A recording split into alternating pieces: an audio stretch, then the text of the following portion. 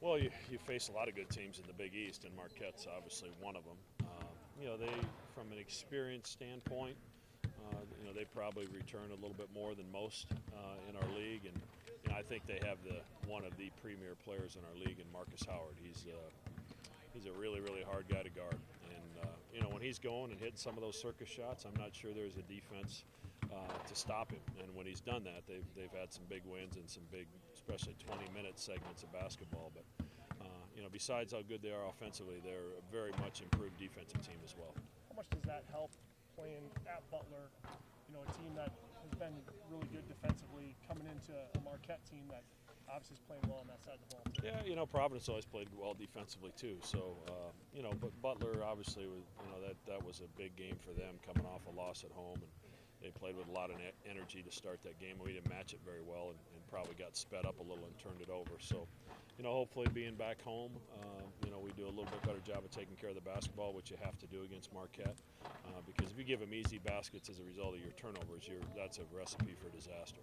You guys rank, I think, top 15 certainly in the country in efficiency offensively, but I imagine there's still some things that you're working on. And turnovers, I know, are one, but what else do you sort of pinpoint as a way for this offensive attack to get even better? Our spacing's really important. Our spacing was poor against Butler. Getting to those spots in transition is critical for us. We didn't do a very good job of that against Butler. So that's part of it, and then just making sure when we attack to try to make a play, we're trying to make a play for somebody else, and then if they take that away, we'll make a play for ourselves. Sometimes I think we think the other way. We're trying to make a play for ourselves, and if in an emergency situation, we'll flip it to somebody else on those drives. So, those are things we have to do a little bit better. And like the defensive end of the floor, you got a bunch of young guys. There's a lot of room for growth, both on offense and defense for us. Well, just keeping Marcus from going for 45 or concern a couple. I mean, how do you just do you focus on trying to just keep him around his average? What do you go in mentally hoping for, I guess? Well, you just try to make the game tough on him. There's other ways to make it tough on him. You can screen him, you can post him. If they're going to switch some screens, you post him against a bigger guard or against the big if they switch some of that. Making sure that he's having to play defense. And then, we'll give him different looks coming off those ball screens. You have to. If you give him the same thing every time, he's gonna tear you apart. But there are times he makes very well defended shots where you can't do any more without fouling him, and you got to tip your hat to him. You want to make sure he doesn't get easy ones and make him work for everything he gets. 2 straight conference games on the road, just being back here in Omaha for those conference games. Yeah, it's awesome. I think we'll have a great crowd. Obviously, it's an early game, so people have to kind of hustle from work to get here. But it's an important game for us. This is a big week for us. Playing the 2 teams that were picked first and second in the league in the preseason, and you sandwich that in between 4 road games. It's a difficult start for a young team, a difficult start for any team, but especially a young team. So if we can get some work done at home here, I think we can position ourselves here pretty well going into the next road trip. You want to talk about Epperson's injury? Yeah, it's unfortunate for Jacob. He's dealt with the knee issue really since the start of camp in September. And I think we could have managed that throughout the season, limited some time on the practice floor so that he could play 10 or 15 minutes a game and then fix it after the season. But, this back issue popped up. It's going to require, him to really shut it down for 2 to 3 months. And, I didn't see a good scenario where he would be able to come back and help us late in the season. And so we just made the decision, let's go ahead and get the knee fixed. It was going to have to be done at the end of the season anyway. We'll shut him down and apply for a medical red shirt, and hopefully he has 3 great years that are injury-free with us after that. 2 more. Rick, psychologist is always part of the coaching job, right? Like, what do you say to Tyshawn after a night that he hasn't had all year, but 1 for 10 from 3 that could affect the confidence of a player even as good? I mean, the same thing I said to Mitch after the Oklahoma game. Really nothing. It's a 3-point shooting. You're going to have games at Clemson, where he goes 7 for 11, whatever he did, and that's as abnormal as going 1 for 10. But at the end of the season, it all kind of evens out, and he's a 40% plus 3-point shooter, as Mitch is. With Tyshawn, he can't allow it to impact the other parts of his game, and I thought he did that against Butler. And he's a young player. He's learning. He's growing. He's certainly, for the first time, in a role of being the best player on a college basketball team, or at least the leading scorer at this point in time. And there's some weight that falls on your shoulders when you're in that role. So that's the first time he's really had to deal with something really tough as one of our best players, and he'll learn from it and grow from it. When you have a team that's had as much success recently against you guys as Marquette, do you dive into anything more than usual about what it is that they're doing well, or is it just some of these guys? I mean, Rousey on the road is throwing them up from 40 feet. I mean, how much do you chalk up to the trend versus something you can fix? They beat us in 2 close games last year. Actually, I think they beat us in a close game at their place the year before too. So, they found a way to execute late in games better than we have. Some of that is, they threw in some bombs last year at Marquette in the last game. But the guys don't think about that stuff. They get ready for the next game and play. That's probably more something that keeps coaches awake at night than it does players. Sorry, I know that Marquette, or when you do film review in the off season, are you a guy that really studies the games you lost versus the games you won, or how did I wonder. I bet there might be a coach out there who says, "Oh, we've lost 5 in a row this team. We got to really dig into this thing."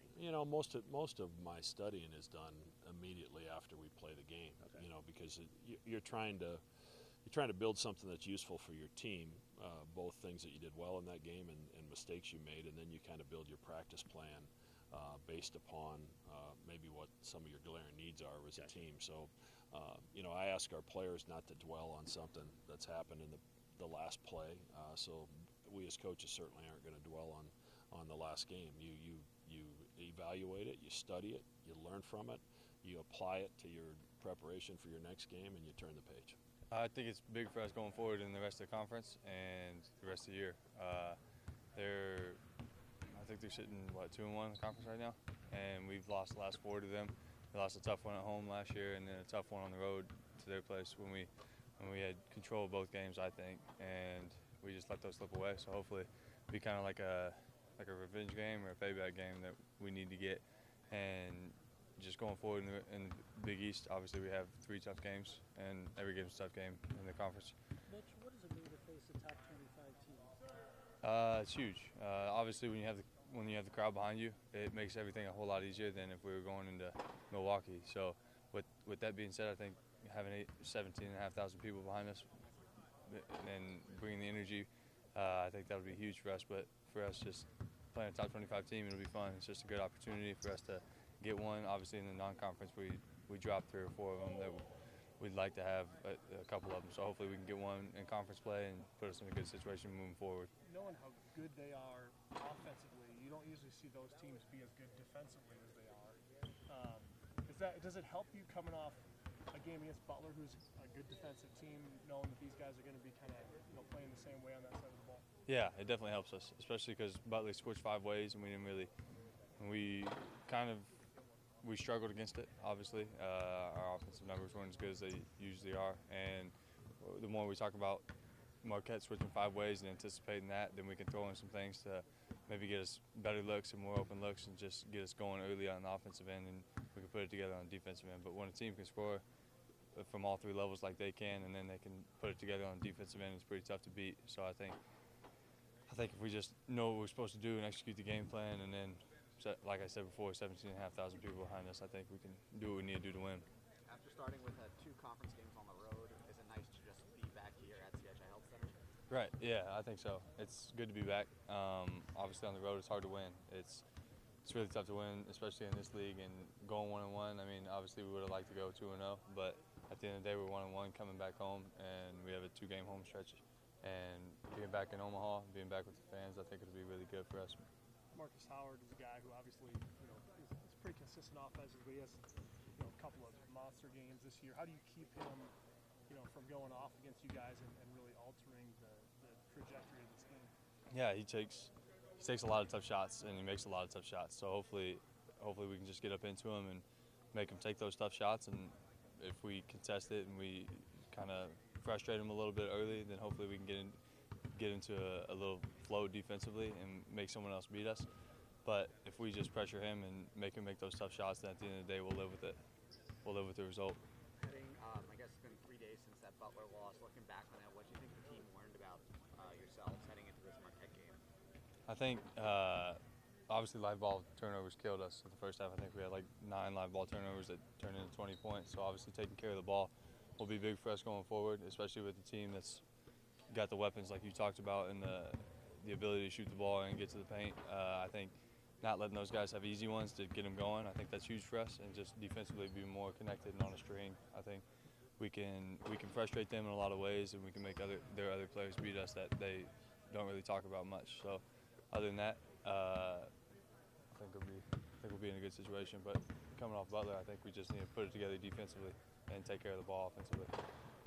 Mitch, how much does it help to see different sort of strategies that defenses use against you guys? I feel like each game, there's certainly an element that's different, but something that Butler did when they had their help defenders really digging in hard. I don't know if you guys have seen that. Just right. like to see different looks, how much does that help the growth process? Because I know that's what kind of has been the focus all year for you guys. Right. It definitely helps us grow. Obviously, it was the bump in the road, honestly, and we watched it in film. We saw, like you said, the guys were digging. They were in the gaps really heavily, and then we took one extra dribble. If we don't make that one extra dribble and make a pass, then now they're playing in scramble situations on their rotations and everything. So I think after seeing the film, we'll grow from that and be better going forward, and we'll be ready for that the next time it happens. So if people sit in the gaps, we can make that one extra pass, and then maybe one more to the corner to hit open three. So instead of just going into the paint and turning it over and then they're off to the races. So I think that's huge for us going forward, and it's good that it happened in the second game of conference instead of like the 10th game of the conference.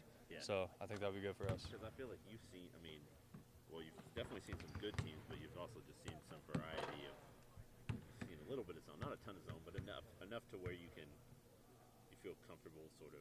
Right. I mean, there's still new wrinkles that are going to be thrown. Marquette might have something for right. you, but you feel like you guys are getting better at maybe adapting. Yeah, I think so. And I think we kind of, I don't know, maybe got caught off guard, and during the game we did a bad job of adjusting the 5 guys on the court at the time.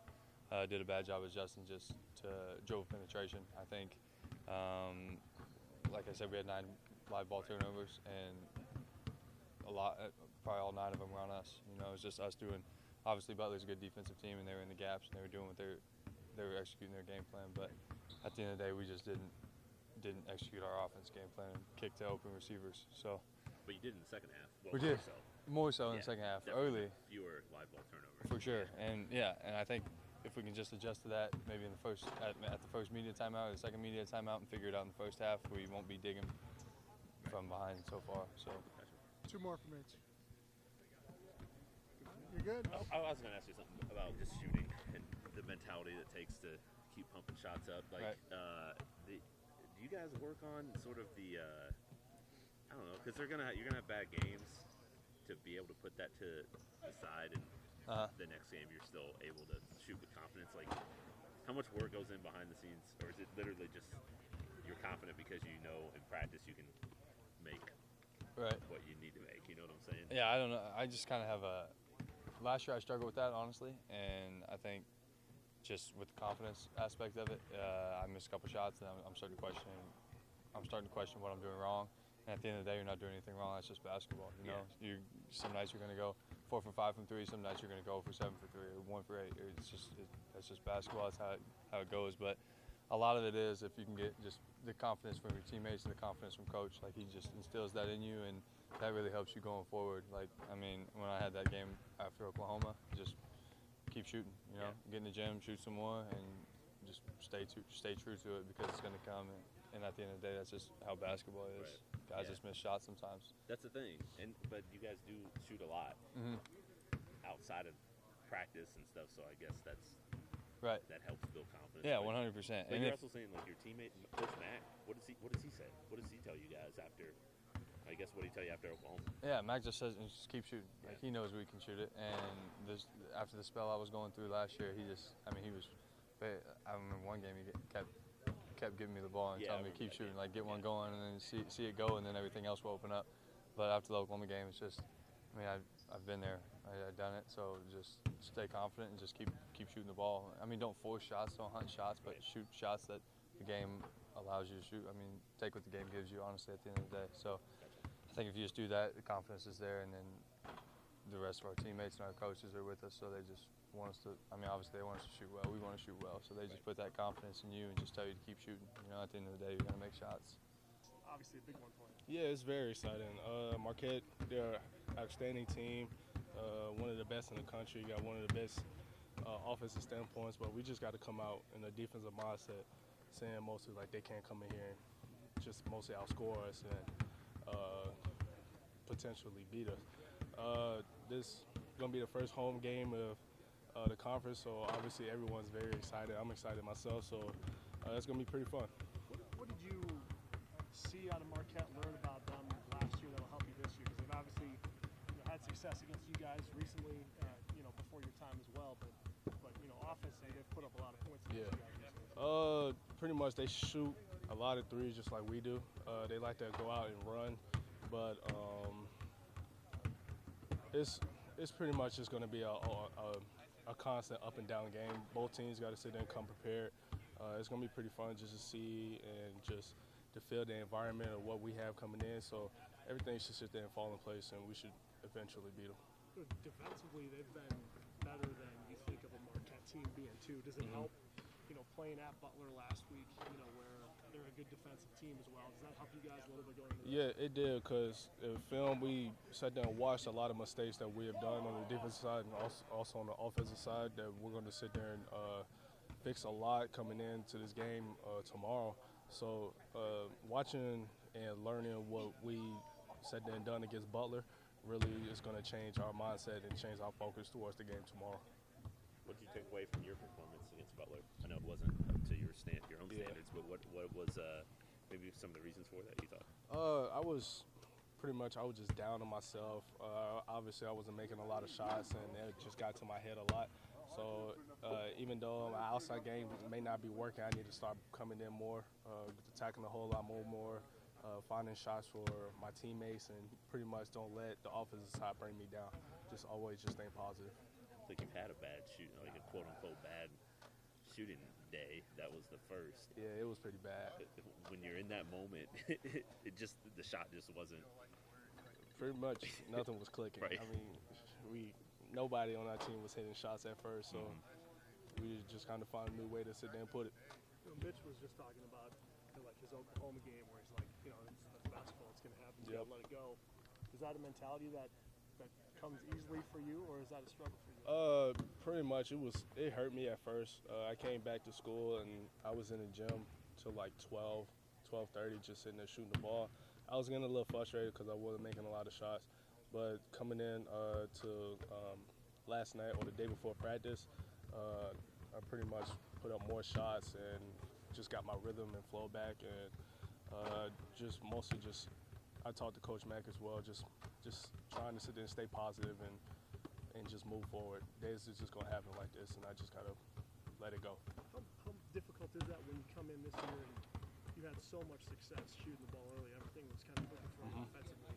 So now to have that, after you've had the success, does that make it tougher to swallow when you know that what you're capable of? No, I just need to just sit there and just be more confident about myself. Also, my team is always going to find like our best shooters, our best scorers, and what we need to sit there and do. So even though I might have like a bad game or a bad shooting night, I just can't just sit there and let that keep that going into my mind and also into my team. So I just got to sit there and just keep thinking positive no matter what.